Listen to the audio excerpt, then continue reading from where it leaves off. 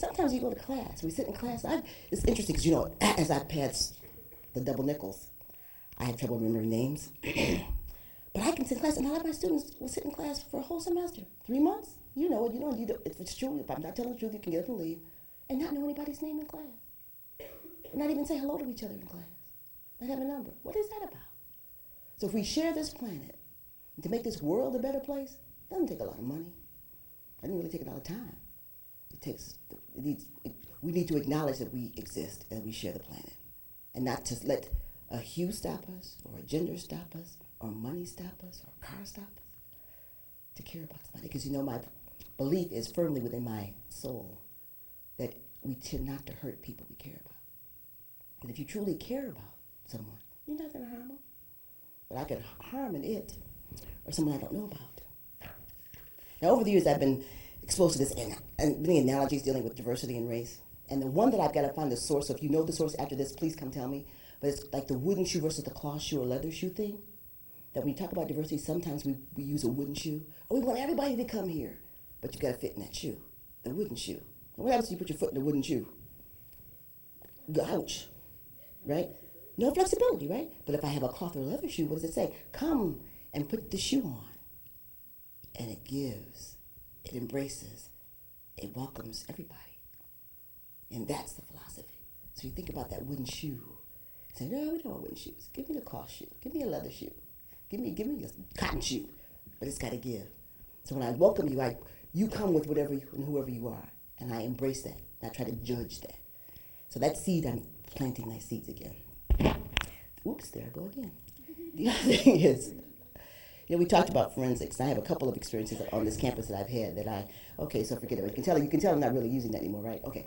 And that is, not very good at covering that up. And that is that I was able to work with a gentleman on this campus. His name is David Gore, and we did summer institutes for years back in the mid-90s. And the one thing that I take from that experience that I can also liken to my experience with forensics I'm going to talk about in a few minutes, and that is that we brought students, 100 students from all over the state of Michigan, from all different areas, urban, rural, city, whatever, different races, religions, and we put them on this campus for 2 weeks. They lived together in the residence hall. They had their special area of interest in the mornings, but every night we pulled them together. And we talked about race, we talked about life, we talked about education, and all kinds of things. Now what's interesting is they were only together for 2 weeks. And in many cases, they'd never been with a person that looked like their roommate or their person they're intensive before. But yet, 2 weeks, we're talking about 14 days, they did not want to leave. They were crying. The parents, one gentleman came up to me and said, "What did you do to my son?" He said, "He has played football. He's broken parts of his body, and he didn't cry. Look at him. He's over there crying, like, just crying." I said, because they connected on a level that was beyond those things. And the more opportunities we have to do that, we recognize that we truly share the planet and that we are more alike than we're unalike. And that's the truth. The other experience I had started back in 1970 on our forensics team. Because then we didn't take a bus to nationals, okay? Then we went in a van, cars and vans. And we traveled a lot in vans, vans. Back in the 70s. And I met, our team was small, and one person in particular, I loved them all, Gary and Jerry, but Anthony JVR and I would talk. And I remember the trip to Washington, D.C., cherry blossom time. Okay, now I'm going to try, okay. And we sat in the shadow of the monuments talking about how we were going to change the world, that how it didn't seem right, that we have all these monuments attesting to all the things that America is supposed to be. And yet, then it was in 1971, 2. Now we're in 2000. And we can still have that conversation. And I guess for me, one of the things I wanted to talk about tonight, that I'll get back to is that what do we do? Why is it so difficult? How do we finally love and embrace each other? You know, people like this man. I hug all the time, in different places and stores and stuff, and people I know, and some people I know not as well as others. I'm just because that touching thing is really good. It gives you that. If you notice, if you hug somebody, the smile that comes. Okay, he said, Judy, you don't care what anybody looks like, do you? And I said, no, I don't, because that's not my job. Because what's inside, because the reality is all of us, from birth to the time we leave here, will change. You know, that's that old thing about having, you used to have the certain dimensions, like the man I was going to marry was going to look a certain way. He was going to be 6 feet tall. Oops. And you know what's interesting about that? I'll stop right there. Without any other dimensions, is that it didn't matter the physicality. It's what's inside. It's the inside. So the man that I married is probably 8 feet tall. I'm trying to figure it out, but I know, watch it, baby. Okay. So I want to plant the seed to start a garden, maybe a farm, maybe change the world. And I hope you can help me, that you're willing to come along and think about it. At least think about it. When you have children, I had an opportunity, Kathy, Stacy, and I did a workshop at St. Francis Church right down the street on Washington years ago. And we went there to do race relation talk and training and stuff. Okay, because Kathy happens to be white and I happen to be black. And we don't say white friend, black friend, we're friends, but just like clarify that. And we do the peace sign at our service. We're both Catholic. And we went to Mass before the workshop. And we do the peace sign. So we go, peace of Christ, peace up. And this little girl, was like to be 3 years old, preschooler. I reached over to take her hand and give her the peace sign, and she started shrieking. Her dad was like, "What's wrong with you? Take her hand, what's wrong with you?" And I said, "Go find out." You know, he came back, he said, "Guess what?" He said, "Somebody at the daycare told her not to touch black people because they were dirty and nasty." And he said, "Oh, I didn't know that." And I said, "Well, what did you tell her?" He's like, "Oops, they didn't have that discussion." So if it starts that early, then that song children are carefully taught.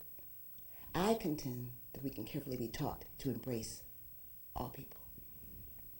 That we have to think about who we associate with. When we have children, when we take them around. How do we talk about people? How do we help people? You sort of with the models there. And I think that's how we can change the world. So I have to tell you that how am I doing? What time is it? No, you don't. Time. Oh, good. Oh, interesting. Okay, good. I surprised myself. Okay, I'm sitting in this chair because, number one, they didn't want me behind the podium. That's the truth. I try not to lie, so that's the truth. The podium would dwarf me, and I don't like dwarfing. So, but it reminds me of Maya Angelou, who happens to be my favorite poet. And Maya Angelou was on Good Morning America the other day, and she's going to be 80 years old on Friday. 80 years old. And the force and the commitment and the love that comes from that woman. I'm not going to be 80 yet, but 60 is the next one. Ooh, I can't believe that. Okay. But I heard her say during the interview that in her house, if people come and say toxic things about people, nasty, mean things about people, and want to do that nasty gossip, she asks them to leave. So if you can't edify and support and say good things about people, then don't put that negative energy and force in my house. What a concept. No mean, nasty, warm, loving, supportive. Could we change the world? Wow, okay. Well, she's written a poem entitled The Human Family. And I'd like to share just a little bit of that with you. I note the obvious differences in the human family. Some of us are serious. Some thrive on comedy. Some declare their lives are lived as true profundity. And others claim they really live the real reality. The variety of our skin tones can confuse, bemuse, delight. Brown and pink and beige and purple, tan and blue and white. I've sailed upon the 7 seas and stopped in every land. I've seen the wonders of the world, not yet one common man. I know 10,000 women called Jane and Mary Jane, but I've not seen any two who really were the same. Mirror twins are different, although their features jive, and lovers think quite different thoughts while lying side by side. I note the obvious differences between each sort and type, but we are more alike, my friends, than we are unalike. So please remember that we're products of our experiences, to love your neighbors as yourselves, no qualifiers, to embrace diversity, seek to include,